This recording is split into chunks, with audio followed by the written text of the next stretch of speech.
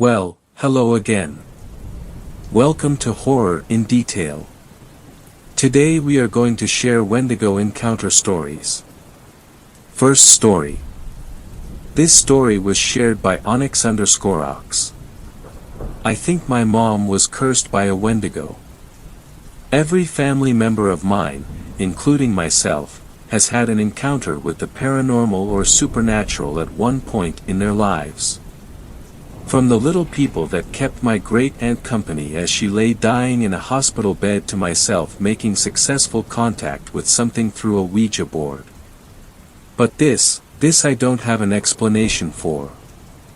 Even as someone who believes in these things, I always try to ration the mundane over the magical. However, after delving into learning more about a certain mythological cryptid, I can only come to one conclusion surrounding my mother's passing in the spring of this year.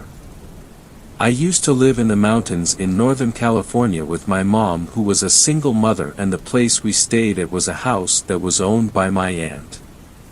It was a historical house with well over 200 years of history on the property, and being rebuilt and altered through the decades.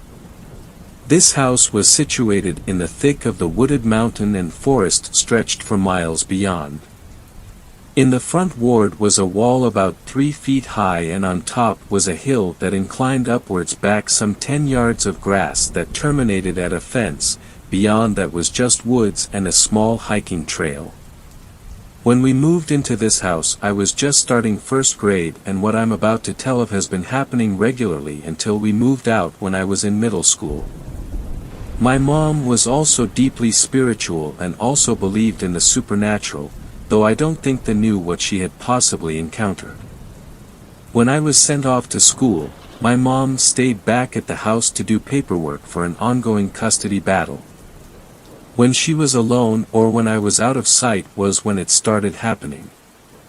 She would hear my voice shouting for her from the front yard, yet she knew that I was not home at that time, nor would I have been. The first few times it happened she wrote it off as her hearing things, since she is hard of hearing in one ear. The longer we lived there, the more seemingly uncomfortable things we would feel or experience. I had never liked that house.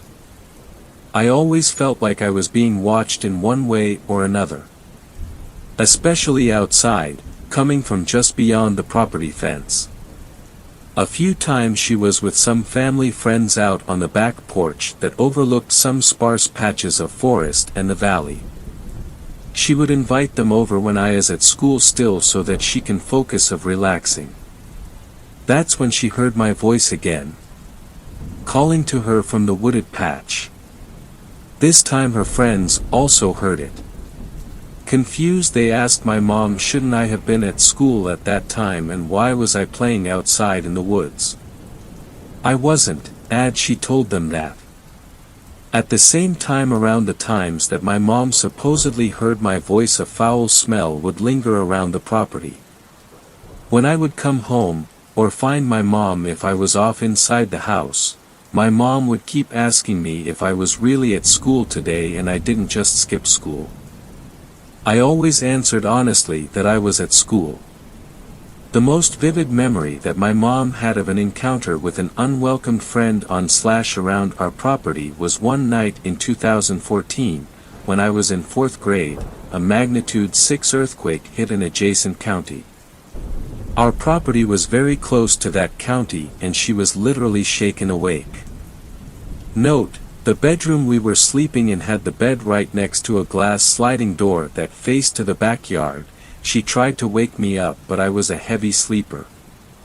Then, she smelled that foul scent again. 2 yellow eyes in our backyard caught her eyes. As she stared at this intruder in our backyard, the aftershock hit. Thankfully we were far enough away from the epicenter that the only damage done to the property was a crack in the tiles of the backyard deck, and also along the floor surrounding a pool we had. Another incident was that we used to keep chickens for eggs for a few months. We had the family handyman build an automatic closing coop so that the door would close just before sunset. To keep the chickens safe from mountain lions and other things that would eat chickens.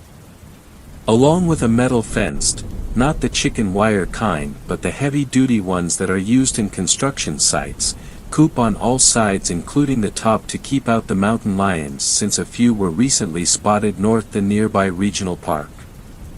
This was something that came from my own memory. At first it was just one chicken that ended up drowned at the bottom of our pool. After that we put a padlock on the gate to the coop. Then one late morning I was out hunting for frogs in the pool filter when I saw my aunt, mom, and family handyman, the same one that built the coop, look at the coop shocked and worried. The metal fencing of the coop of one safe had been completely ripped open and inside the coop was a bloodbath. I came to take a closer look at the scene when I heard the handyman say, "I'm not sure this was a mountain lion. None of the chicken are eaten or missing. Their heads are all severed, and a mountain lion would have eaten these. They don't hunt and kill for fun." We also had no neighbors or people for at least a few miles that could have played this prank on us. And the thing I remember most was not the dismembered chickens but the smell of rotting flesh, even though the chicken looked like they were just killed the night before. Looking back, it felt like we were being taunted by this thing. Or at least my mom was for some reason. When we still lived at that house and even after we moved, misfortune followed us wherever we went. My mom got into a 5-year-long abusive relationship and developed breast cancer when I was in high school. She was a very healthy woman with no family history of breast cancer, and it would go away and come back just when she thought she was finally done with the chemo and treatment and all that. I had at some point in my teens gotten into cryptids and specifically Native American folklore. If what I assume about her experiences are correct, I have heard that even if you evade death by the Wendigo, it will find another way to kill you. Doctors she would visit would express confusion as she was low risk in getting breast cancer, let alone having it keep coming back since they caught it early the first time. Though we had long left that house, it felt like the memories, the fear, it was always following her. In her last months alive when I was with her, she said she kept having dreams of that old house. Of my voice from beyond the woods, beckoning for her to come. Dreams about a thing that looked like a man but wasn't exactly, bearing the same yellow glowing eyes she saw outside the night of the earthquake. She felt as if these reoccurring dreams were trying to tell her something. She had hoped it was something good and not malevolent. In fact, it did have my voice after all. Last year in the fires, the house burnt down. And this year in the spring, my mom passed away. Looking back, it feels like the pieces fit together for this. Everything from her diagnosis to how her cancer had behaved felt so off. It could be that she was cursed by this thing. Or maybe there was no supernatural explanation. But it still lingers in the back of my mind. Second story. This story was shared by you/WeirdBryceGuy. My younger sister is going through a very disturbing phase. My sister has gone through several phases. There was the emo/scene phase of her early teens, an emotionally tumultuous time during which our house was filled with court music, and she was rarely seen without a wrist full of bands. Her hair, when it was not dyed jet black, was staked with red, or occasionally blue, and sometimes even green. My parents tolerated it. I endured it, being 2 years older than her, though in my mind, immeasurably older, and tried to combat the harsh, often shrieked vocals of her music with the surprisingly preferable noise of video game simulated gunfire. Her moods changed more often than she changed clothes, but, fortunately, the phase was short-lived. Post-high school, she entered her veganism phase, being virtually indoctrinated into it by friends she'd made during her freshman year in college. You'd think this would be better, with her thousands of miles away, only visiting for the major holidays. But no, It was much worse than the phase that preceded it, exactly because of the distance. She'd made considerable effort to inform us, through calls, texts, emails, and mailed pamphlets, of the cruelty with which farmed animals are handled, and while my parents and I agreed that the conditions for these creatures were often harsh, we politely though firmly told her we'd still continue with our carnivorous lifestyles. She of course equated us to several genocidists throughout her human history, and caused several scenes at Thanksgiving and Christmas, both holidays of course having various meats served. Eventually, she mellowed out, an ideological dampening my parents attributed to the inevitable diminishing of the phase, but which I suspected was the result of a guy who most likely ate meat, and either argued with or simply ignored her impassioned vegan policing. Her attempts to proselytize were reduced to recommending documentaries every few weeks.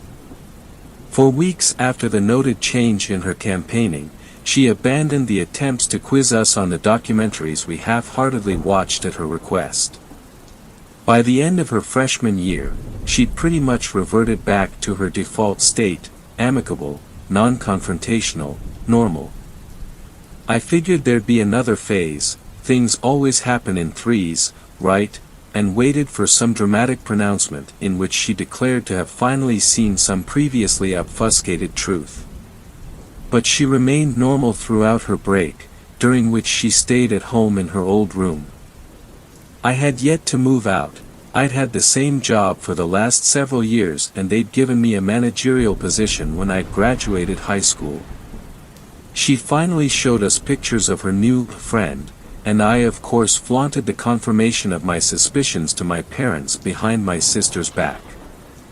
When she went back for the spring semester, things seemed like they'd continue on being normal. I began to doubt my aforementioned belief in the occurrence of threes. Hope sprang up in my heart for a sister who'd finally develop her own sincerely held passions and express them like a sane-minded human being. When February rolled around, and my sister called home on a Monday night, unusual, given her schedule, my hope was completely, terribly effaced. I was sitting in the living room watching a show when my mother's phone rang. She came into the living room from the kitchen where she'd been cooking, and picked up her phone from the coffee table. She answered, greeted my sister with the appropriate surprise, given the time of day, and then said, "All right, all right, all right," in quick succession. She turned to me, a look of confusion on her face, and passed me the phone. "She wants to talk to you." "Needs to." I took the phone and put it to my ear, and before I could even greet her my sister shouted my name. I winced away, then asked her to lower her voice. She apologized, and I heard her breathing come out in stuttered rasps as she waited for me to respond. I nearly asked why she hadn't just called me on my phone, but then remembered that I had left it upstairs to charge. "Did you get my texts? Did you get them out of the house? I can't talk for long, he's inside paying for gas right now. He'll be back any second." Despite my request from only seconds ago, she hadn't lowered the volume of her voice, had just spoken in a tone that was less of a shout, and more of a panicked hiss. The words came out in almost a single stream, barely intelligible. I asked what she was talking about, and she let out a noise that was a bizarre mix of a moan and the beginning of a laugh, a noise that was unmistakably the result of a mind teetering on the edge of sanity. "The texts. I sent you so many texts." My sister's voice was so loud that my mom whipped around on her way back to the kitchen, having heard her daughter's voice blare through the phone. The call wasn't being fed through the speaker, the voice had just been that loud. My mom's face quickly changed from a look of confusion to an expression of motherly worry, and her eyes questioned me about her daughter's apparently manic state. I shrugged, then held up a hand for her to wait while I questioned my still screaming sister. It took several tries to silence her before she finally let up, and I quickly asked a series of questions before she could get back to screaming. I told her that my phone had been upstairs charging, and asked what the texts had been about. I also asked if she were alright, and if she'd please stop screaming so I could have a proper conversation with her. She listened to all this quietly, although her breathing was still labored, either due to the exhaustion of having nearly blown out the phone's speakers, or the result of some anxiety whose source she had yet to share with me. I expected some long outpouring of emotion, perhaps related to the guy I'd suspected had come into her life and dismissed her militant vegan persona. But instead, in a voice that was barely above a whisper and yet packed more tones of emotion than her screams, she said, "If you don't know, then it's too late. There's no fight left in me now." She then hung up the phone. I sat on the couch, rendered speechless by the gravity that had been intoned in those parting words. My mom approached and asked what my sister had said, but I only extended the phone to her. She took it, put it in her pocket, and sat beside me on the couch. I stared ahead, my gaze resting on the TV but not really seeing it.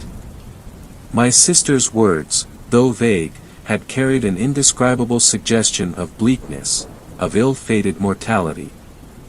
My mom put a hand on my shoulder, and again asked what my sister had said, this time making no attempt at disguising her worry.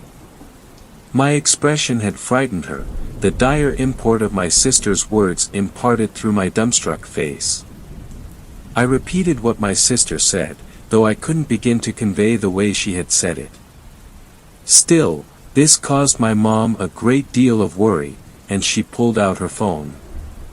As her shaking hands flew over the unlocked screen, she called out to my father, who'd been upstairs working in his study. He descended just as my mom put the phone to her ears. She didn't have to tell me what she'd heard, the automated speech was audible enough with her sitting right beside me. "I'm sorry, the call cannot be completed as dialed. Please try again." My mom stared dumbly at the phone as tears began to swell in the corners of her eyes. I was similarly affected, though tears hadn't yet risen in mine. In any other situation, the message might have made sense, considering the trembling that had come to my mother's hands at the onset of her worry. But I'd watch her place the call. She hadn't dialed, she'd gone to her contact list and selected my sister's name, something she'd done a million times if once. My sister's phone, for whatever reason, had been disconnected following my strange conversation with her. My dad looked from my mom to me, an expression of amusement on his face. My mom, now on the verge of total mental collapse, retried her attempt to contact my sister, and her expression of dread told me of its futility. She threw the phone onto the table, then practically ran to my father, who held her in an embrace while mouthing, "What the hell is going on?" Before I could open my mouth, my mom pulled her face away from my dad's now tear-stained t-shirt, and wailed out, "Something's wrong with our daughter." My father's eyes shot to me, his eyebrows raised in a manner that asked a question I immediately understood. He wondered if my sister was undergoing yet another phase, one that might somehow be worse than the vegan one. I shrugged, and he returned his attention to my mom. As he stroked her hair, unsure of how to calm her, he turned to me and said, offhandedly, "Oh, your phone was going off quite a bit earlier.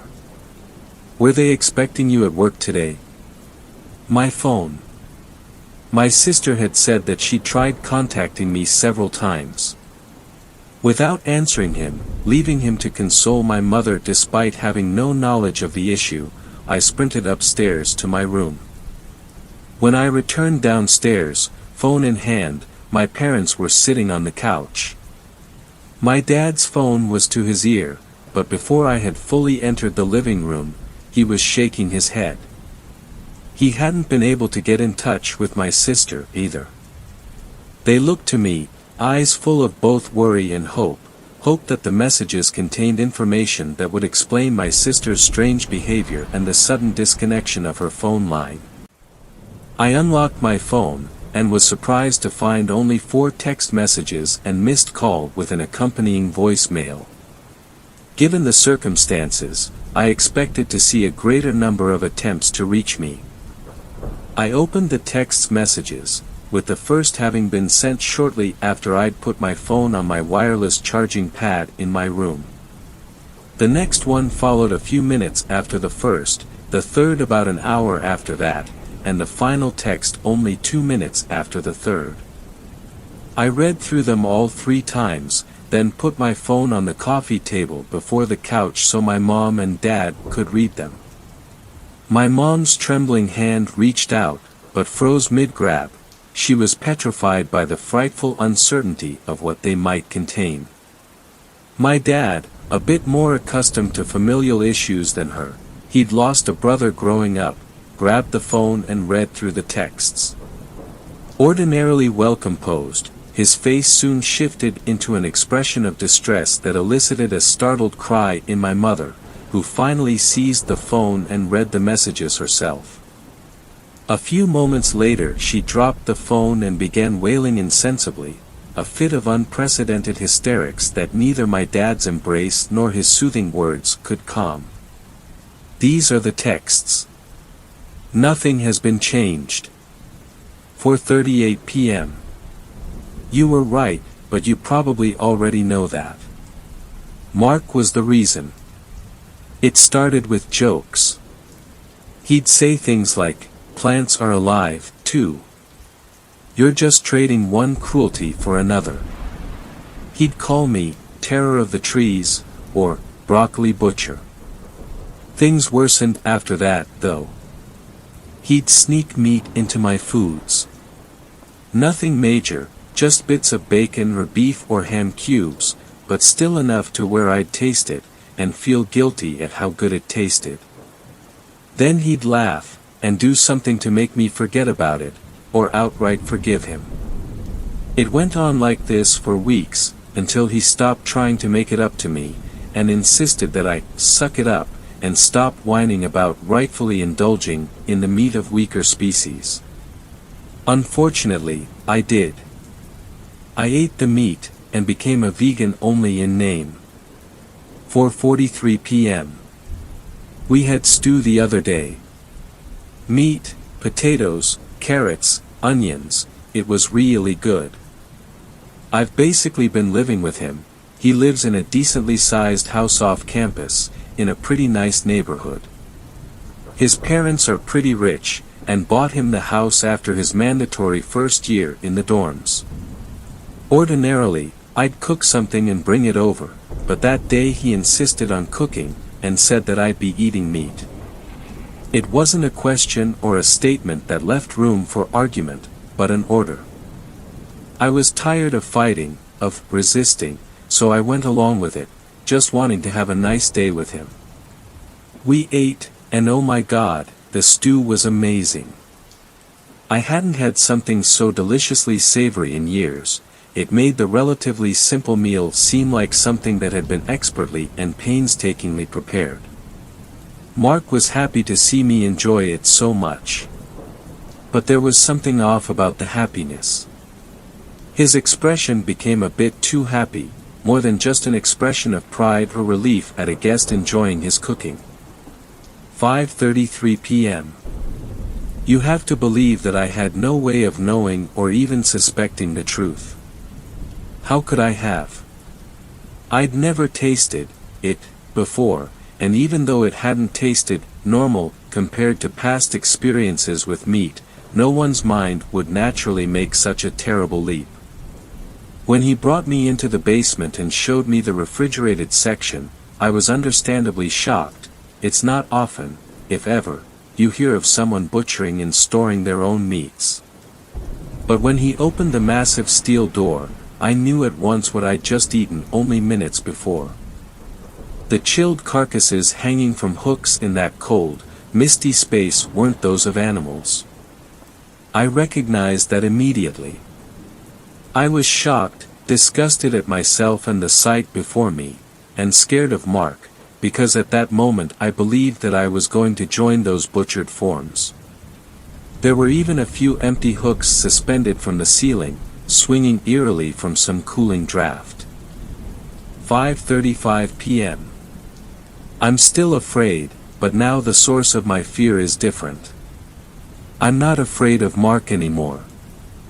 I'm actually thankful, albeit shamefully, that he's given me this opportunity. I've been so stupid, especially during that phase of veganism. There's nothing wrong with eating meat, nutritionally or ethically. Mark has shown me that, has allowed me to experience the truth firsthand. And there's a kind meat that's so much better than all the others, a meat that once tasted becomes all you can think about. It's enamoring, almost spiritually captivating. I love it. But I'm also afraid of what it means for my life, and what I'll have to do, now. Mark's supply isn't infinite, and it isn't easy to procure this special kind of meat. Now that I've had it, now that I've seen his collection, I'm embroiled in the whole thing. I'll have to help him get more meat. I want to help him. I stood frozen in front of the coffee table while my mom sobbed into my dad's arms. He looked at me, and for the first time in my life I saw a look of utter despair on my father's face. It was terrible, unsettling, and I would have been reduced to an emotional state similar to my mother's if I hadn't suddenly remembered that my sister had also left a voicemail. Without bothering to first listen to it myself, I played the voicemail through my phone speakers. It was much shorter than the contents of the text messages, but carried that same grave tone that my sister had spoken with in her phone call earlier. Here is a transcription of the voice message. You have to leave the house, now. Get them out. We're coming. Mark insists that in order to show my devotion to him, to the meat, the first meal we prepare together must be from a family recipe. Please, Hayden, you have to leave the house. I know I can't stop him, and I don't know if I'll be able to stop myself. I'm so hungry, hungrier than I've ever been. By the end of the message, my mom had stopped crying, shocked to utter silence, terrified beyond all sense. It took 3 shouts of my name by my father to snap me out of my own horrified state, and when I regained awareness of my surroundings, my dad was ushering my mom into the kitchen, towards the door that led into the garage. With a mind numbed by terror, I followed along automatically. We bundled into my dad's SUV, and sped out of our driveway and onto the darkly lit street. Despite seeing no one for several miles, it felt like something tirelessly hounded us, some presence, or deep desire psychically projected by a pursuer who hadn't yet picked up our trail. We've checked into an unremarkable motel about 200 miles outside of our town. My mom is completely benumbed, barely conscious of anything beyond the most basic stimuli. My dad's face is set in a perpetual expression of anxiety, and every time I close my eyes, I see Mark's face, shown to me in pictures sent by my sister months ago, but warped hideously, devilishly, into a grin of cannibalistic malice, with bloodied strips of human flesh sticking out between sharpened ivory teeth. And in these awful, mind-assaulting images, I see my sister beside him, her face similarly transformed, her grin equally murderous. A few minutes ago, my dad called our neighbors and asked if they'd seen anything unusual going on around our house. I saw the color drain from his face as he listened to what they said, and then ended the call. I met his gaze, my question sent through the look alone, too terrified to speak. He cleared his throat, and without looking at my mother, who sat on the edge of their bed, looking absent-mindedly out the window, said, Alan and Lee said they saw your sister and a man pull into the driveway, enter the garage, and then leave a few minutes later. But aside from that, nothing else.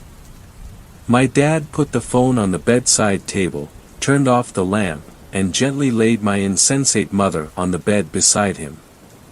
A few moments later, when my trembling had subsided and my fear had died down to a manageable degree, I went to the motel door, ensured that it was locked, and climbed into my own bed. It was all just familiar, habitual behavior. Despite the hour, I knew that I wasn't going to get a second of sleep. I don't know what neighborhood Mark lives in, what kind of car he drives, or if Mark is even his real name. Calling the police seems pointless. I think my dad arrived at the same decision sometime earlier in the day, otherwise, I think he would have called them by now. My sister, by the guidance of some awful, possibly even inhuman cannibal, has developed a deep desire for human flesh, and is even willing, monstrously, to devour her own family. As I laid my head on my pillow, I silently prayed that I'd never see her again. Third story. This story was shared by Transportation SAD 104. The story of my fourth great-grandfather in the American Revolutionary War. My fourth great-grandfather served in the American Revolutionary War from 1777 to his discharge in 1778. He was a militia, meaning he has to defend local towns from British forces. Me and my grandfather were scavenging our stuff that we hadn't used for a while.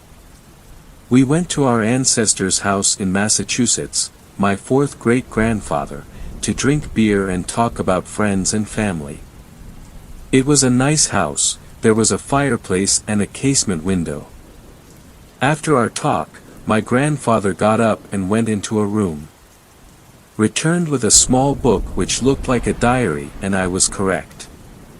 My grandfather said with a calm tone, "You know, your dad doesn't like to talk about this because he thinks that you will stay up night every day. If you don't know what's this book, then it's your fourth great-grandfather's journal during the war." It was 12 a.m. right now. It scared me a little bit. My grandfather read the whole entire journal, and after that, I have no words, we just said goodbye, and went to our homes, and I couldn't get some sleep after that story my grandfather read. The following is my fourth great-grandfather journal.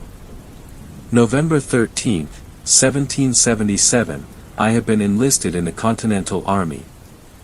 I was a youth when I entered into the service of the military. My elder brother hath perished in the Battle of Saratoga. My friend, William, and myself were dispatched to a hamlet in Upper State New York, a community of roughly 200 souls. November 21st, 1777, about the time of Thanksgiving, my comrade William was deployed to spend the holidays with his kin in New York City, while I dutifully stood guard over our town. At the stroke of 1 a.m., as I maintained my vigil, musket in hand, patrolling the entire township, I discerned a voice that was unmistakably that of my friend William, exclaiming, "Hey Arnold, come and behold what I have discovered." This, however, puzzled me greatly, for William had ventured to New York City with his family. An eerie intuition suggested that something was amiss, as if his voice had been twisted or distorted in some unnatural manner. Summoning my resolve, I called out, "William, where are you?" Yet, there was no reply. Then, from behind me, a response emerged, and it sent shivers down my spine. "I am right here," came the retort, and as I turned to face it, I beheld a grotesque and inhuman figure. Standing at a towering 9 feet in height, its emaciated visage appeared as if it had suffered from relentless hunger, and its form lacked the attributes of humanity, including any semblance of genitals. Swiftly, I discharged my musket, aiming squarely at its abdomen, eliciting from it a shrill cry akin to that of a fox. In an astonishing display of speed, it vanished into the night, leaving me confounded and bewildered. I would not encounter it again until the passage of a full month. As I proceeded to a nearby shop in proximity to the creature I had encountered, a scene of dreadful horror unfolded before my very eyes. There lay a deceased man, likely in the latter stages of his 50s, amidst a pool of sanguineous fluid. The sight was indeed a gruesome and ghastly spectacle to behold. Without delay, I swiftly mounted my trusty steed and embarked upon a journey to New York City, with the intent to apprise my friend William of the dire events that had befallen. November 22, 1777, I arrived in New York City and reunited with my friend William. He inquired as to the purpose of my journey alongside him, and I proceeded to recount the entirety of the unsettling events. Following my account, his countenance took on a spectral pallor, and he hastily concluded his repast. Together, we set forth, making our way back to the environs of upstate New York, with the solemn intent of launching an investigation. November 24, 1777, William and I returned to the small town as the clock struck 4 in the afternoon. The atmosphere was chill, and a serene calm enveloped the surroundings. I chanced upon a woman and inquired if she had ever laid eyes on a creature of extraordinary stature, one that reached 9 feet in height. Her response was in the negative. Thereupon, I recounted the entirety of the unsettling narrative to her, and she found herself overtaken by a sense of dread. She kindly extended an invitation for us to lodge at her dwelling for the night. Later, William and I revisited the shop, where we encountered its proprietor. I queried if he had encountered the enigmatic entity, and to my disquiet, he responded with laughter. My emotions oscillated between agitation and exasperation. Notably, the bloodstains that had once marred the floor were conspicuously absent, as if no vestige of a body had ever occupied that space. In the evening hours, I took up residence in the woman's abode.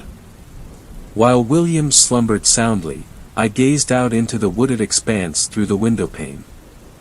My ruminations remained captive to the troubling events that had transpired. Sleep eluded me, the incident persistently occupying my thoughts. It was during this nocturnal vigil that I engaged in conversation with the woman, whose countenance possessed a captivating charm, her chestnut tresses framing a visage that bespoke youthfulness in her early 20s. We exchanged introductions, and our affections bloomed. December 20, 1777, William and I journeyed to Valley Forge with the purpose of receiving military instruction under the tutelage of Baron von Steuben, a Prussian military officer of notable repute. Under his guidance, we embarked upon rigorous training regimens encompassing the proper use of the bayonet, the precision of marching in formation, and the swift execution of orders.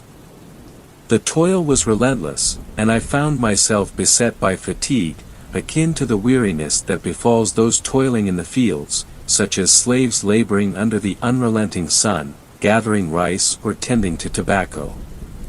To rejuvenate our spirits, we sought repose in distinct quarters, each of us retreating to our respective lodgings. Thereafter, we would reassemble for further sessions of training. December 27, 1777, sometime around 5 a.m., I awoke to the urgent voice of William, summoning me to venture outside, for he professed that my beloved had arrived at Valley Forge. Yielding to his plea, I consented, and as I cautiously unfastened the door, the world outside lay silent, the rest of our comrades in deep slumber. Surveying the surroundings, my gaze fell upon William, who stood alone in the dimness. However, conspicuously absent was my girlfriend, and a disconcerting revelation coursed through me. This was the very creature I had encountered just 1 month prior. Gripping my bayonet tightly, I inched the door shut, wary of what lurked beyond. A span of 10 anxious minutes elapsed, devoid of any sound but for a distorted and unnerving bark. I steadfastly resisted the impulse to reopen the door, all the while gripped by an escalating sense of dread and fear. January 8, 1778, William confided in me about a disquieting incident that occurred during the night, some 12 days hence. As he lay in slumber, the creature materialized outside his window, although on this occasion, it refrained from assuming the guise of a beast. In an attempt to dispel the dread that had settled upon him, William feigned slumber, striving to convince himself that the encounter had been naught but a disturbing dream. The disconcerting nature of the occurrence left both of us in a state of profound trepidation. We find ourselves confronted with a vexing dilemma: should we elevate this matter to the High Command for their counsel and intervention? January 20, 1778, William and I conveyed the disconcerting news to General John, who expressed a commitment to conduct a thorough investigation in the town we had staunchly defended in upstate New York. Laden with provisions of sustenance and potable water, we made our way to the settlement, only to find it draped in an eerie stillness. As night descended, William, General John, and myself embarked on a collective patrol of the desolate town. We had intended to rendezvous with the store owner, who had previously scorned my account, but he had inexplicably vanished without a trace. Encountering the woman with whom I had shared my time, her visage now etched with deep anxiety, she inquired about my whereabouts during my absence. I apprised her of my sojourn in Valley Forge. She confided that the store owner's inexplicable disappearance had left her with grave reservations, and she harbored doubts as to whether the same malevolent entity that had claimed the life of the elderly man 2 months prior was responsible. Remarkably, she bore the news of her pregnancy. Recognizing the need to offer solace and security in such uncertain times, I extended an invitation for her to accompany us to Valley Forge, where she might find respite and refuge. Without hesitation, we ushered her to the sanctuary of Valley Forge, a haven where she could seek rest and reassurance. January 23, 1778, upon our return, the conspicuous absence of General John confounded us. He was nowhere to be discerned. Inquiries amongst the inhabitants yielded a disconcerting account, for they recounted observing him engaged in discourse with an unseen interlocutor amidst the woodlands, his steps leading him deeper into the shrouded forest. We embarked on a steadfast journey through the woodland, our voices raised in a clarion call for General John. Along this course, we happened upon a cave, its interior steeped in inky darkness. Kindling our lanterns, we pierced the gloom with their luminance. There, within the cavern's recesses, a chilling tableau unfurled before our very eyes. Scores of human remains lay strewn about, reduced to naught but skeletal vestiges. Amongst the macabre assemblage, a bloodied handprint, etched with the ominous proclamation, "Arnold and William are next," leapt out to assail our senses. A portentous conviction overcame us, and William voiced it with urgency. "We must evacuate this dread-filled abyss," he declared. Swiftly mounting our steeds, we departed from the site of the dire discovery, retracing our path until we were safely ensconced within the confines of Valley Forge. January 25, 1778, upon our return, we conveyed the harrowing chronicle to George Washington, the laughter upon his countenance serving as an unwelcome reception. He chided us, deeming our belief in the realm of the supernatural or apparitions to be a folly of the highest order. A wave of indignation surged within us, for our assertion rang true, yet his credulity was beyond our grasp. It was then that we learned of his intent to enact our discharge, the designated date set for March 15, 1778. As the sands of time dwindled within the hourglass of our service, we found ourselves endowed with an abundance of leisure. 2 a.m. January 26, 1778, we chanced upon an entity that bore the semblance of a deer, yet as its gaze fell upon us, the creature affixed its eyes upon ours, an unsettling communion that endured for an indeterminate span. In an abrupt and astonishing metamorphosis, the creature swelled in stature, launching an onslaught upon our steeds. By some providential grace, our horses withstood the assault, emerging from the fray with their lives and limbs intact. Yet, the enigmatic entity persevered, doggedly tailing our every step. We find ourselves in close proximity to the border of New York, to say the least. January 29, 1778, we tarried in Williamsport, Pennsylvania, seeking reprieve for a solitary night's rest. To the townsfolk, we divulged the fullness of our tale. Amongst them, a man by the name of Joseph, seasoned by service in the French and Indian War, emerged as a source of wisdom on matters of lore and legend. Joseph beckoned me into his cabin, nestled amidst the sylvan outskirts of Williamsport. Here, in the quietude of his abode, he arranged a parley betwixt myself and the Native Americans, whom he identified as Ojibwe Indians. Remarkably, Joseph possessed the gift of translating my words into their tongue, and their responses into English. It was amid these exchanges that they imparted to me the name of the malevolent entity we had encountered, a Wendigo, by their reckoning. The Indians conveyed that the slaying of a Wendigo availed two methods, a well-aimed shot to the heart, or the infliction of death through fire. William and I, burdened by the capriciousness of our marksmanship, elected the latter course of action, consigning the creature to the cleansing embrace of flames.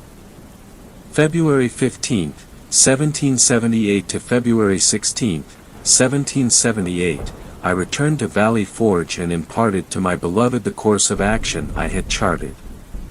Her countenance radiated with enthusiasm, bidding me farewell with a heartfelt good luck. On the ensuing day, William and I labored to fashion torches, a strategy to confront the elusive entity should we encounter it anew. As fate would have it, our paths once more converged with Joseph. He pledged to dispatch a cadre of Native Americans to accompany our mission, their purpose to aid in the relentless pursuit of the Wendigos. And this, dear friend, brings me to the most cherished segment of our narrative. March 1, 1778. Sometime around the 7th hour of morn, I was stirred from slumber by a familiar symphony of barks, hearkening back to those eerie echoes of 4 months prior. With stealthy resolve, I roused the Native Americans, Joseph, and William from their repose. Swiftly, we readied ourselves, seizing hold of our trusty torches, resolute in our intent. In relentless pursuit, we embarked upon the chase, hot on the trail of the elusive Wendigo. As the creature materialized before our eyes, we hurled our flaming implements in unison, igniting a chorus of anguished cries that reverberated through the air, threatening to rupture the very confines of my eardrums. Then, in a surreal tableau, I bore witness to the gradual dissolution of the Wendigo's corporeal form, vanquished by the searing blaze. Profound gratitude welled within me, a sentiment I readily extended to Joseph and the Native Americans for their invaluable tutelage in the art of the Wendigo's demise. March 10, 1778. Subsequent to the departure of the Native Americans, accompanied by Joseph, William and I made our way to the township in upstate New York. Venturing into the wooded expanse, the very locale where General John's presence had last been witnessed, I espied a recently excavated depression in the earth. Drawing nearer, our grim discovery unveiled itself. The lifeless form of General John lay supine within the pit. The spectacle that met our gaze was one of unimaginable horror, a testament to the inhuman brutality inflicted upon him by the Wendigo prior to our triumph over the loathsome creature. March 15, 1778. We received our honorable discharges and were dispatched to our respective homes. I journeyed back to the heart of Massachusetts, where I sought to unburden my soul by recounting the harrowing chronicles of my service to my family. Meanwhile, it grieves me to relate that William's sojourn in the urban labyrinth of New York City had taken a grievous toll upon his sanity. He was committed to a wretched institution for the infirm of mind, a place where tales of mistreatment at the hands of the attending physicians weighed heavily upon my conscience. The plight of my dear friend weighed heavily upon my heart, and I harbored a profound sense of sorrow on his behalf. In the year 1786, I undertook a poignant visitation, an opportunity to commune with William for the final occasion. It was a melancholic farewell, for in the year 1788, he departed this realm, his tormented spirit released from the bonds of earthly suffering. For those who may peruse these words, I commit them to paper on this day, the 4th of October, in the year 1822.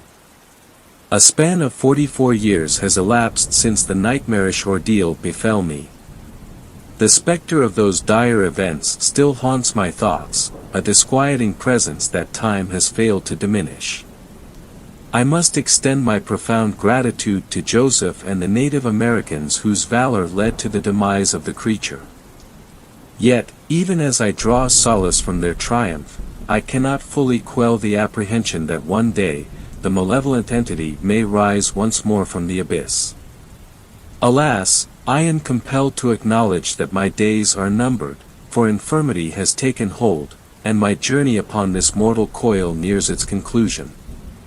The prospect of bearing witness to any potential resurrection of the fiend is beyond my grasp, as I stand on the precipice of my own impending demise. Furthermore, in August of the year 1778, my son entered this world, a joyous arrival that transpired shortly after the calamitous incident we had weathered. Regrettably, the fates conspired to keep us apart for countless decades, a prolonged separation that weighed heavily upon my heart. As time unfurled its tapestry, I received tidings that my son had embarked upon his own journey, entering into the sacred bonds of matrimony and siring offspring. His valor was tested in the crucible of the War of 1812, a conflict that further etched the indelible mark of service upon our family legacy. Yet, in the year 1814, the specter of sorrow descended upon me once more, as my cherished wife departed this earthly realm. Her absence leaves an irreplaceable void, and in the present moment, as I inscribe these lines, my eyes are awash with tears, for the ache of her absence lingers evermore. Add there you go, this has been in my memory for 30 years. My grandfather is at the ripe old age of 102. I still think about how brave my fourth great-grandfather and his comrade killing the Wendigo. Fourth story. This story was shared by you/Valor_Angel. Stay out of Mammoth Cave National Park. Let me start this by saying this is based off an encounter with this specific cryptid I heard growing up. This did happen in Mammoth Cave National Park. If you believe in cryptids, that is, I'll leave that for you all yo decide. Names and dates have been changed to protect the identity of the individual along with the ending. They are happy and healthy to this very day. I hope you all enjoy. Stay out of Mammoth Cave National Park. By Trevor Murray.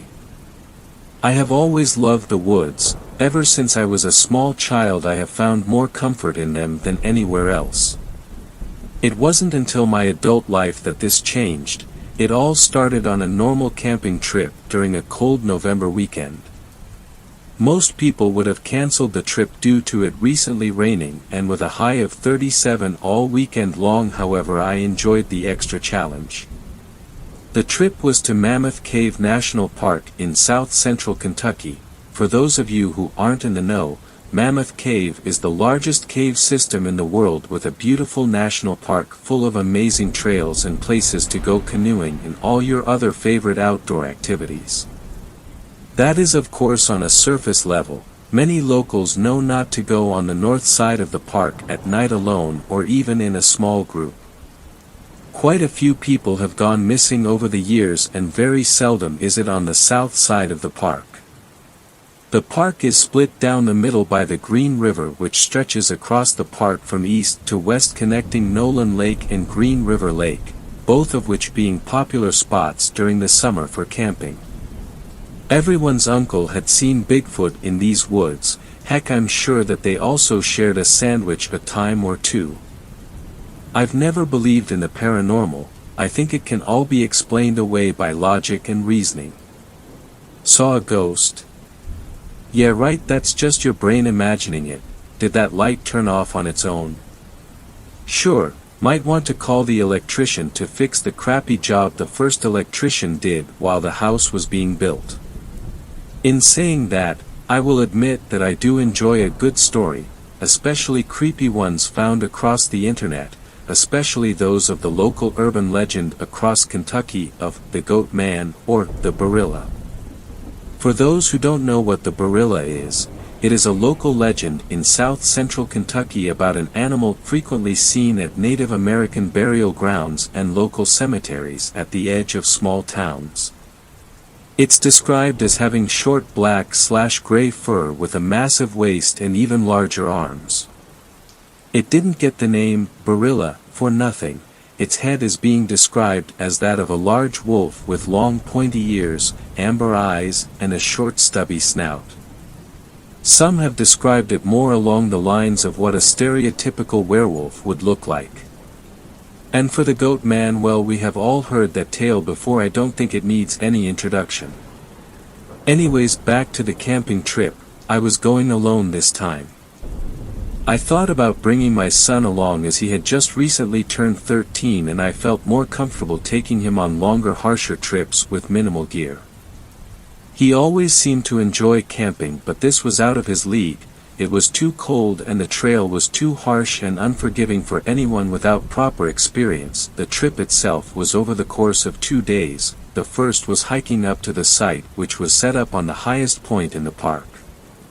The next was of course a slow hike back, which in all honesty would be even more dangerous due to the rapid drop in elevation combined with the cold slick mud and clay that would be found on the trail.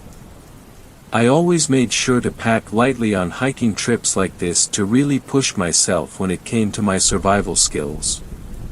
On this trip I carried with me a small knife, 2 50-foot strands of 550 paracord, my tent and sleeping bag, and some iodine tablets to purify the water of any harmful bacteria found in the water, a small flashlight really only strong enough to illuminate 10 to 15 feet in front of me, and then of course a fire starter and duct tape. Overall I packed more than I normally would for such a trip. However, with the recent birth of my second child a few months ago, I started to take less risks and packed more each time. For food I brought with me a pack of beef jerky and some granola bars. That's really all I needed to feed my slim frame of 150 pounds at 5 feet 11 inches. Time came for me to leave for my trip. Getting in the truck, I felt a cold feeling wash over me. Like a sixth sense telling me not to go on this trip, but I ignored it. I had already taken off work for the 2 days I would be gone, and I'm not about to waste the few precious vacation days I got each year. The drive itself should only take 3 hours depending on the ferry still used by the park. The ferry was the quickest and easiest way to get across to the north side of the park without adding an extra 2 to 3 hours onto the drive. It was a common complaint to those who came on vacation from out of state. However, us locals usually took the chance to catch up on a new book or to double-check our gear in case we had forgotten to pack something while waiting for the ferry to reach the south side boarding dock. I was currently reading A Game of Thrones for the 3rd time. P.S. Danny is like 14, you perverts. It took the ferry only 45 minutes to get back on the south side, but when the crew stepped off they went to each of our vehicles to tell us due to the increase in wind and with the currents being strong today there would be no more rides across the water today. Anyone wanting to get across would have to go around and take a bridge across, the closest one being an hour-and-a-half drive away from the docks. This at the time had upset me. However, I understood why they couldn't risk the journey across to the other dock, and so I went on my way. It was a fairly long and boring drive. There was no use in bringing my cell phone due to there being no signal anywhere in the park. Even on the tallest peak of the park you would get no signal. Yes, I know what people are going to say, you should still bring your cell phone when going out camping, and to that I agree, but I hated the distraction of it. It always pulled my attention from nature, and I also just didn't want to deal with another piece of equipment I would need to keep track of. Remember, in my mind, the lighter the better. Originally I had planned to get to the parking lot at the beginning of the trail by 9 a.m. However, it was now noon and I only had about a good 7 hours of daylight left. This meant I wouldn't be able to make it to the camping grounds at the end of the trail by nightfall. This isn't the first time this had happened to me, however I always hated it when it did.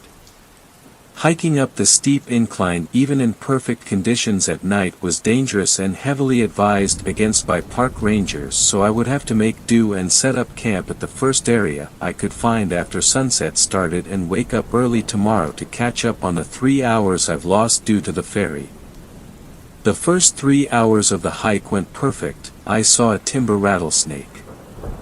If you ever visit the eastern United States, watch out for those. Not only are they big and strong for a snake, they are also very, and I mean very, venomous. Once I had hit the 5-hour mark on my hike, I had run out of water for the second time and needed to refill my bottle, since this was the last chance you get until you make your way back down. I was going to go for another 30 minutes or so before I made camp. There is a nice clearing up ahead that if I can get to, then I will be in good shape to make up for the lost time tomorrow. While refilling my water, I noticed a paw print in the mud 7 feet off to my left on the bank.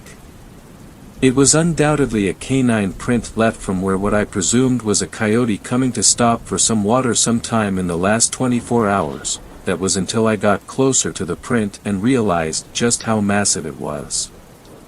Now I'm a smoker. I smoke around a pack a day, and well, this print was 2 packs long and slightly bigger than 1 pack wide.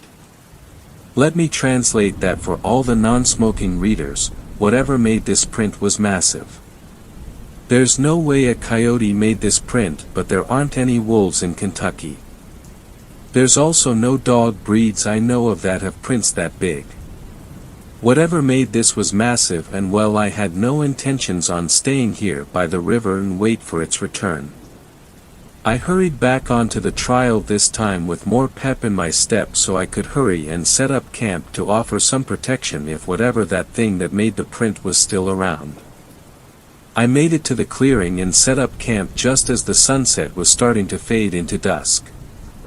First I quickly set my tent up and threw my sleeping bag inside, followed by starting a fire. If there was a predator out there in those woods, the fire would keep them at a distance for a while at least, so I thought.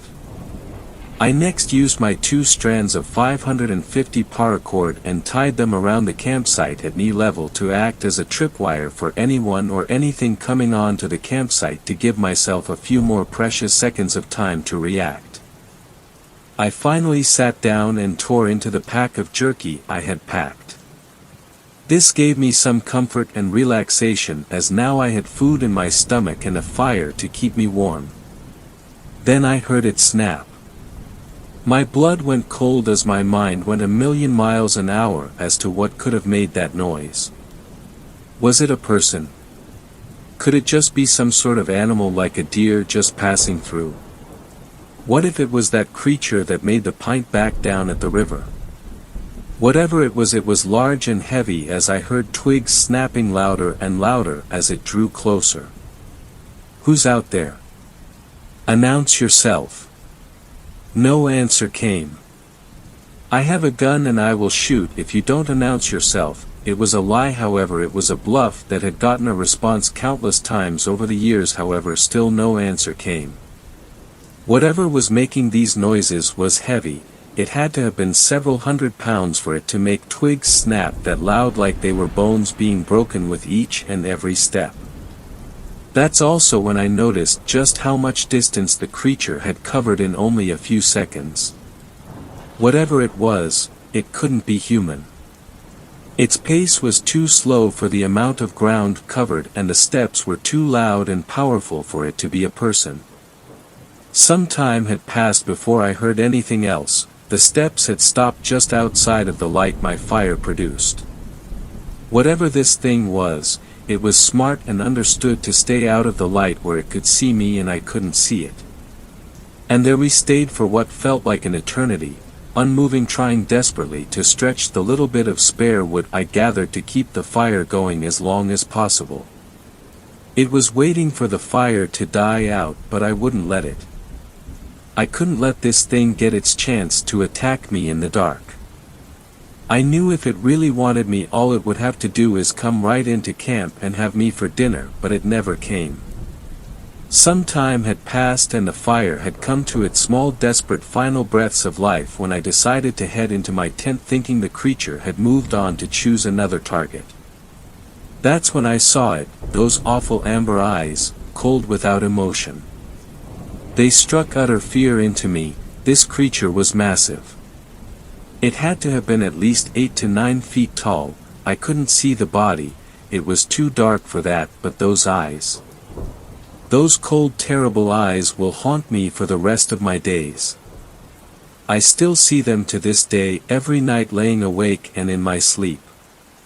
I quickly turned my flashlight on and saw the large, lanky frame of this beast. Its dark black fur covered up what was undoubtedly an impressive and horrifying amount of muscle for its build. That's when I realized the putrid stench that had come with it. In my fear I had not noticed the foul smell of death and rot that followed this creature.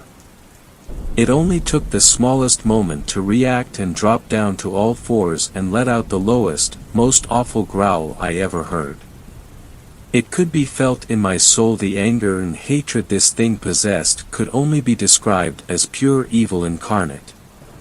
I quickly hurried into my tent and hid for the gruesome end that was about to come my way, praying not to any specific deity but anyone or anything out there who could hear me. I do not want to die. I do not want to die. Please God save me. I do not want to die. I heard the creature approach right up on the tent, sniffing and growling at me. I swear I don't think my heart had beat a single time. What felt like hours had passed without a sound. Then it was gone. Its howls could be heard off into the distance, reminding me that I was lucky to not end up as its supper tonight. I did not sleep for even a second that night. How could I? I had just experienced the face of pure evil, malice itself given form into our world. I knew I should not be alive, and that the only reason I did not die that night was by its choice, and that alone. When dawn broke I exited my tent and found evidence of the creature all over the campsite. Pieces of fur, paw prints and claw marks on nearby trees, just to name a few. This trend continued on the trail back to the car. I never made it to the end of the trail. As soon as I packed up camp I hightailed it out of those woods. I knew if I was to encounter that creature again I would not be so lucky next time. When I got to the car I threw my backpack into the back seat and hurried into the front seat of the car, not saying a word. I sat there in silence with my face in my palms.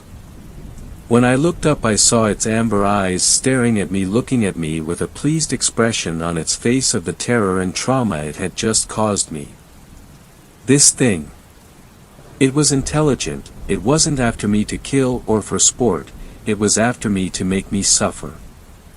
Like human suffering was its way of feeding, the look of pleasure on its face, that grin with its long terrible yellow teeth showing. God, why is such a creature allowed to exist in this world? What grave sin have I committed to be tortured by this thing's existence?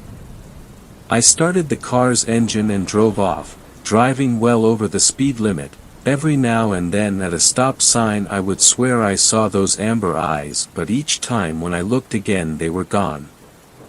When I got to the north side of the park's dock I waited there patiently as the ferry slowly made its way back. When the crew finally came up to my car they stopped and remarked how pale I looked, like I had seen a ghost. I knew they wouldn't believe my story, so I brushed it off as the cold weather taking its toll. I rode home in silence. The radio was turned off and I was left to my own thoughts racing through my mind about the creature. When I arrived home late that night, my wife had already put our daughter to sleep. My son was off at some friend's house playing Halo 3, having a good time. I sat there on the couch contemplating what had happened out there on that trip. I decided to head to bed soon after. When I had opened the door, my wife Sarah had remarked that I stunk and if I had been sprayed by a skunk. My blood ran cold. I smelled it too now, that awful putrid stench. I made sure not to make a face and dismissed her claim and went to take a shower. As I got done, I looked out the window and there it was, illuminated by the street light with that insidious grin on its face. It had followed me home and saw the fear on my face. Oh, the joy that must have given it. It's been 2 months since that camping trip. Every night it returns. Sometimes brushing up against the side of the house, other times staring through the window and others howling in the distance. It made sure I understood it wasn't going anywhere. I had done some digging online and found out the creature was the Barilla. It had other names as well, like Dogman and the Beast of Bray Road. It's been 3 more months since I found out what this creature was. I've been in contact with God knows how many experts to try and rid this thing from my existence. Each attempt became more and more desperate, and with each attempt the Dogman's pleasure grew. It knew I was desperate to rid myself of it. I cannot keep living my life this way. When you find that I will be gone by the time you find this, just know I love you and I'm sorry. I will not give this creature the pleasure it seeks so adamantly. I am sorry. I love you all, and when you read this, please sell the house and move as far away from Mammoth Cave as you can. When it learns I have killed myself, it will come for one of you next. 5th story. This story was shared by Dr. Blackjack 21. My girlfriend took me camping. I just want to start by saying that dating is hard. Once you get past all the bots, ads, and scammers and meet a real person, the guessing game begins. Why is this person actually available right now? Are they really just down on their luck, or is it something else that you're happier not knowing? Then, once you figure out their deep dark secrets, the question becomes, are they willing to put up with your deep dark secrets? This process can take weeks to sort out, usually resulting in a dead end somewhere, forcing you to start over. The whole thing is frustrating, demeaning, and humiliating enough that you're physically and emotionally exhausted, making you just want to give up and be a loner. Now I know what you're wondering.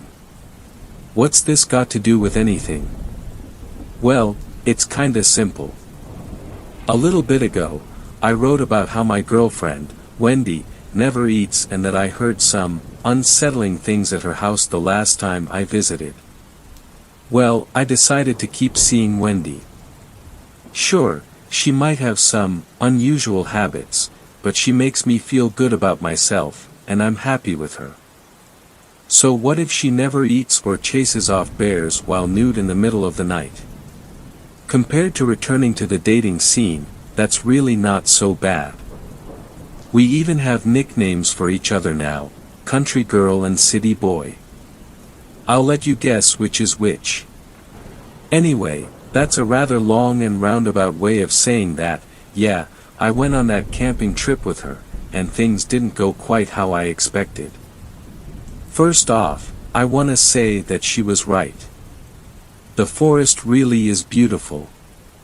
The sun's heat, combined with the coolness of the shade, while listening to the insects drone lazily in the background, seems to slow time to a crawl, making each breath a relaxing experience in and of itself. It's entirely unlike anything you'll experience during your morning commute. Combine all that with the right company, and soon you'll wonder why you'd ever return. And let me tell you, Wendy is 100% the right company. Wendy was quick with tips to make the hike easier, from how to properly distribute your pack load to how to lace your shoes for maximum comfort. During the trek to where we were going to set up camp, she alternated between offering interesting bits of information about the local flora and fauna and walking in silence, allowing me to get lost in the experience. The whole affair made me want to give up the city life and move to the country. There was just one thing during the walk that wasn't as pleasant as everything else. At one point, we must have walked too close to a skunk or a rotting carcass or something because the whole area around us started to reek. At first, it wasn't so bad, but eventually, it got so strong it made me want to gag. I jokingly mentioned it to Wendy, but she just looked ahead like she was determined and told me, "Pick up the pace. We'll be past it soon enough." Sure enough, we eventually got past the smell, and things quickly became pleasant again. The rest of the hike passed without incident, and Wendy even helped me set up the tent. Her evident experience in the matter showed through because it took no time. Soon enough, everything was ready, and we even had a nice, cheerful fire roaring. This time, when she pulled out the supplies for dinner, I didn't even bat an eye when it was clearly only enough for one. Whatever was going on with her, this was just the way it was going to be. It was up to me to accept that or move on, and I'd made my call. But I have to say, for someone who never seems to eat, she sure knows how to sear a steak to perfection. After a pleasant evening and an even more pleasant night, we passed out in the tent together while listening to the crickets and the more distant owls. But of course, if that's all that happened, I wouldn't be writing about it here. Sometime during the night, I awoke to find I was alone in the tent. This wasn't too unexpected because Wendy was both an outdoor enthusiast and a bit of a night owl. I debated calling out to her, but something in the air felt like I shouldn't disturb it with such an out-of-place sound. However, Mother Nature did have her demands, and it was time to answer her call. As I unzipped the tent and stepped out, I couldn't help but look up into the night sky. The stars were breathtaking. You never see this many this vibrant in the city. However, their beauty couldn't distract me for long in the face of more urgent demands. Do you know that feeling when you've been holding it in a little too long and finally experience relief? If it weren't for my experiences earlier that night, I might be tempted to claim it is better than sex, but we'll just say it was still pretty euphoric. Maybe it distracted me from the fact that all the usual night sounds had suddenly gone quiet, but it couldn't distract me from the sudden smell of rotting flesh. It was even stronger than it had been on the trail and was accompanied by the kind of fear that you usually feel when you're very young and just starting to wonder if there might be reasons sounds go bump in the night. I gagged as I struggled to cut off the stream, zip up my pants, and retreat into the tent again. Once in the tent, I reached for the flashlight, then hesitated. I desperately wanted to see better, but something in the back of my mind told me it was better to remain hidden.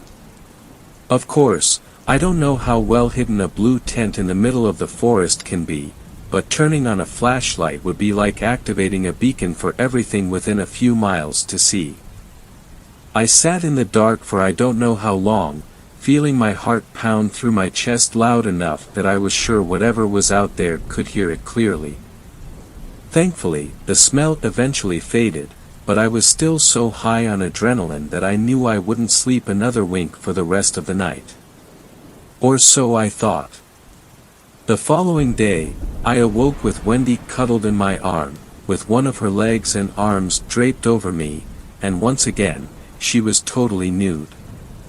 Now, I was pretty sure she'd put on some pajamas before going to bed, but as she stirred and I got a good look at what was on display, I suddenly didn't care all that much. Eventually, she smiled lazily up at me and spoke. "You sleep all right, city boy? You seem to have some pretty rough dreams in the middle of the night." At the time, those words made perfect sense. In the light of day, it seemed pretty clear that whatever happened last night was probably just a vivid dream brought on by the experiences of the day before and an unfamiliar environment. After a bit more time together, we decided to get up and tackle another day in the forest. However, when I finally crawled out of the tent, I could see our entire camp was in disarray. It was like something had gone through and tossed everything around. A few of the more delicate items were totally demolished. After a moment, I called out. Hey. You might want to take a look at this. As Wendy crawled out of the tent, she made a face. Must have been a bear. They usually don't come out this way, so I wasn't too worried about them. I guess that's on me, sorry. A bear, that kind of made sense. At least, I told myself so. As we were cleaning up, I even saw tracks, though, in my inexperience as a city boy, I would have said they belonged to a dog, not a bear. A huge dog. Maybe a wolf. What was even odder was when I found what looked like hoof prints. Looking at the prints, I realized that deer must be much bigger than they look on TV since they were more than twice as long as my hand. There isn't much more to say about the day. We fixed the place up, had breakfast, went on a hike, made dinner, and called it a night, with a few other minor activities sprinkled throughout. I was back to enjoying the trip, so much so that I had mostly forgotten about the night before. But that night is when things took a bit of an unexpected turn. Once again, I awoke in the middle of the night. Thankfully, I wasn't alone this time, as Wendy was still asleep, half on top of me again. However, that stench was back and stronger than ever. It was amazing how bright it seemed in the tent. It must have been a full moon, or at least nearly full, because I could clearly see the shadow of a large deer pass between us and the night sky. But there was something wrong with this deer. It was clearly too tall, as if it was standing on hind legs, and when it opened its mouth, I could even make out a mouthful of very sharp teeth. I couldn't help it. I felt myself breathing more heavily by the second as my heart rate skyrocketed. My mind went blank when I suddenly felt Wendy stir. Remembering the presence of my considerably smaller girlfriend, I suddenly felt protective, as if I couldn't let anything happen to her. I was just about to tell her to be quiet when I noticed her looking up at me with a finger on her lips as if telling me to do the same. Then she whispered to me, "Stay in the tent," and started to get up. I don't know what I was thinking or if I was thinking. All I knew was I couldn't let Wendy go out to face whatever that was, so I reached out and grabbed her wrist before she could exit the tent. However, when she looked back at me, I released her immediately, almost as scared of her as whatever was outside the tent. Her eyes reflected light back at me like a cat's, and I could see the nails on her hand growing as I watched. In half a moment, she turned back around, opened the tent, and climbed outside. I will never forget the sound I heard at that moment. After I got home, I looked up the calls of a bunch of wild animals, and in hindsight, I'd say it was like a compilation of an elk call, a rabbit scream, and a mountain lion scream, but impossibly loud. Wendy shouted in answer, her tiny human voice sounding so frail in comparison. At least it did until it started to change, morphing and twisting into the howl of an impossibly large wolf. I couldn't help it. I peeked out the tent flap, and standing in front of the tent was what I could only describe as a werewolf. The little 5 foot and change Wendy was now standing at least 7 feet tall, covered in fur with claws and fangs that looked like they could tear through steel, and she looked ready for murder. Then, some movement on the opposite end of our camp drew my attention, and I witnessed a living nightmare that suddenly made a werewolf seem like less of a problem. It looked kind of like a deer if a deer had more articulated limbs far too long for its body. The feet ended in hooves, but the hands ended in long bony claws. The whole thing looked desiccated, its skin drawn so tight over its ribs and arms you could make out the skeleton beneath. The fur was spotty and looked partially rotted, with open holes leaking bodily fluids that should never see light. Its teeth were long and serrated, clearly meant for tearing rather than chewing. I sometimes hear hunters talking about deer being 8 or 10 points, but if I had to estimate, this thing had a 30-point antler, with many of the tines covered in what I suspected to be dried viscera from previous victims. The two monsters charged each other. The nightmare, which I now know was a Wendigo, lowered its head, intending to impale its opponent, but at the last second, Wendy threw herself nearly flat on the ground, only to rocket up into the Wendigo, latching onto its long neck with her powerful jaws while her hind feet kicked gouges into its vulnerable stomach. However, the Wendigo didn't seem willing to give up that easily and tossed Wendy aside. She hit the ground hard and was soon set upon by the other monster. She raised an arm to defend herself, only for the Wendigo to latch on with its own teeth, easily tearing through her skin and muscles. With a powerful kick, Wendy pushed the nightmare back, then started swiping at him over and over, making it lose ground.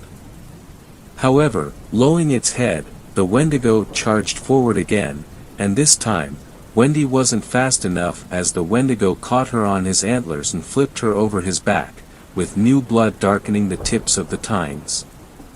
But that was its downfall as Wendy sprung up and again latched onto its neck with her teeth, this time from behind. The nightmare struggled in vain, occasionally raking Wendy with his claws, but she refused to let go and began ripping and tearing her way through its neck until she grabbed hold of its antlers, and with one final jerk, the head came free. I don't have the heart to describe what came next, but let's just say the sound of flesh being torn and eaten is much more distinct through the thin membrane of a tent than a closed cabin window. Time passed.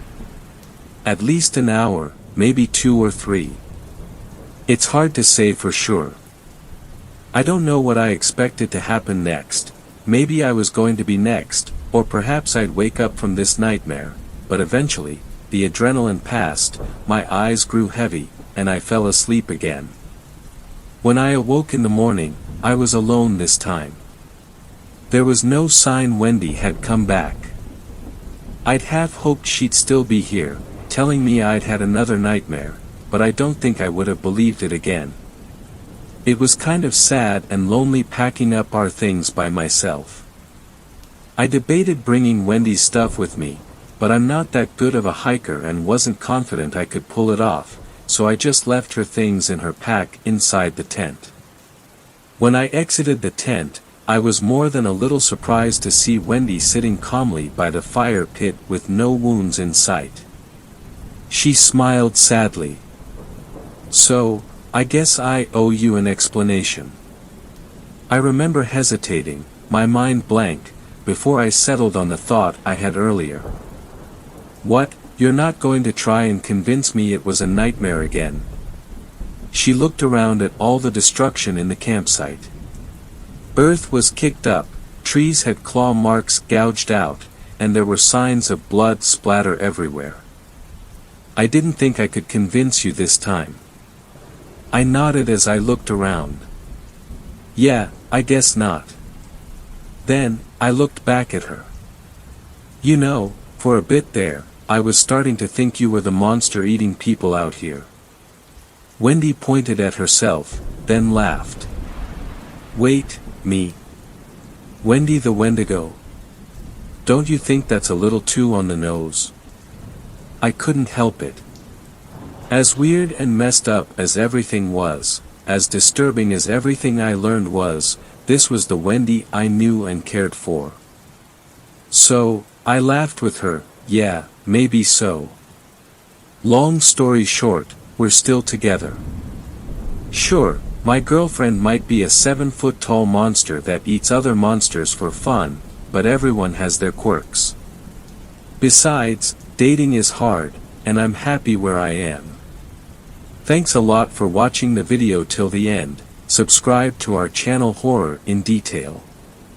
Drop your opinions/suggestions in the comments section, and like the video as it helps with the YouTube algorithm.